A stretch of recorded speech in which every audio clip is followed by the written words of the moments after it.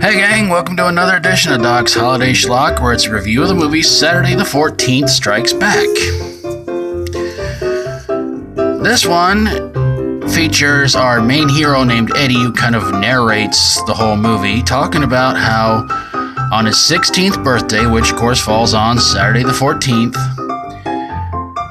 the world is going to end, and it's all due to a bunch of monsters that keep roaming around his house and who just won't frickin' leave. Now, Eddie's mom is the kind of mom that I'm sure every kid would ever want. She doesn't make normal meals. She makes meals of sugary snacks like donuts, cakes, Pop-Tarts. Even at one point, she makes a whole chicken with chocolate chips stuffed inside. I'm not kidding. The only one who seems a little out of place in the movie is Gramps.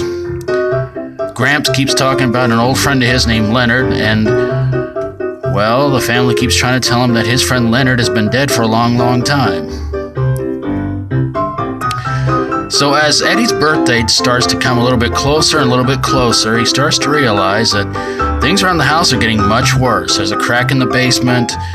His sister has grown to gigantic proportions. Rooms in the house are turning into all kinds of different things. And Gramps is still acting a little bit weird. Actually, weirder. Eddie eventually falls in love with a princess who appears to him from a female vampire that pretty much tries to tell Eddie the whole time, just go ahead and let the whole world end. Well, Eddie is given a bell that if he rings it, then everything will be alright. Eddie gets a chance to meet the evil leader who's making all this possible, and they have a, somewhat confrontation, including at one point where they have a couple of trains collide. But mostly Eddie and the evil dude's battles are pretty much mostly stock footage from other movies and other disastrous scenes from I don't even know what. But in the end, Eddie is finally able to defeat the evil guy. Things go back to normal around the house, of course. Eddie's mom's still serving up dinners of Pop-Tarts and donuts and cake and chocolate syrup all over everything.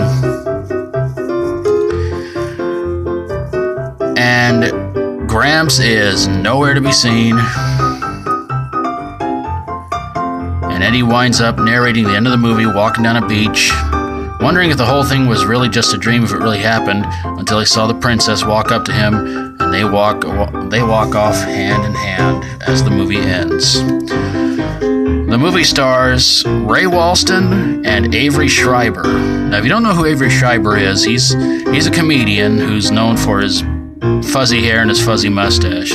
He actually appeared in the movie Caveman, who was kind of the translator of a lot of things that happened.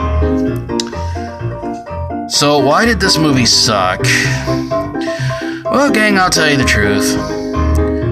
Eddie, the kid who played Eddie, is the main reason why. I will say this much, the movie did not really have a whole lot of laughs in it. I mean, I like Saturday the 14th a lot better than this movie. Saturday the 14th had tons of laughs, and it was just so much fun to watch, and it's just classic goofy. This movie seemed like it was trying really too hard to be funny. Yes, it was supposed to be a horror comedy. Yes, there were some good parts to this movie, but overall, the kid who played Eddie was overacting way too much.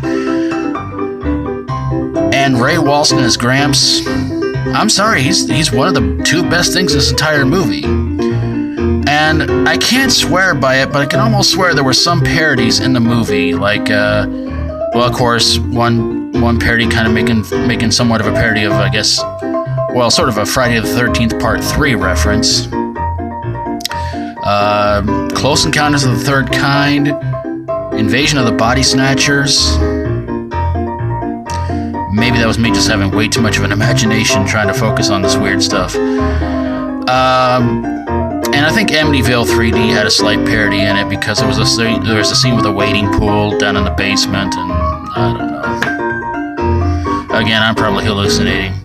I don't really want to give a whole lot away about what happens to Gramps in the movie because, like I said, he was the best thing about this movie, and he would probably be the only reason I would say watch this movie because Ray Walston is hilarious in this movie. He's great. But the kid who played Eddie, it's like he was trying way too hard to be the straight man in a house full of funny people. Some of the creature effects were okay, but not great.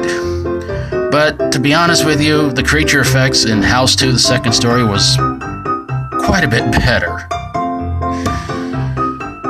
But if you want to check the movie out, it's here on YouTube. Just type it into your search engine, give it a watch, and tell me what you guys think. Or if you'd rather, watch the first Saturday the 14th, then watch this one, and let me know which one you like better.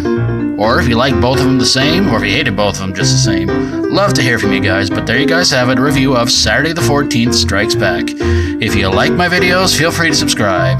If you have a horror, sci-fi horror, comedy horror, or fantasy horror movie that seemed like it was a sequel and just wasn't quite as good, whether in name or actual sequel, send it my way and I'll get on it ASAP. Thank you guys so very, very much for watching. Hope you had a great Saturday the 14th. And until next time, as always, stay strong and rock on.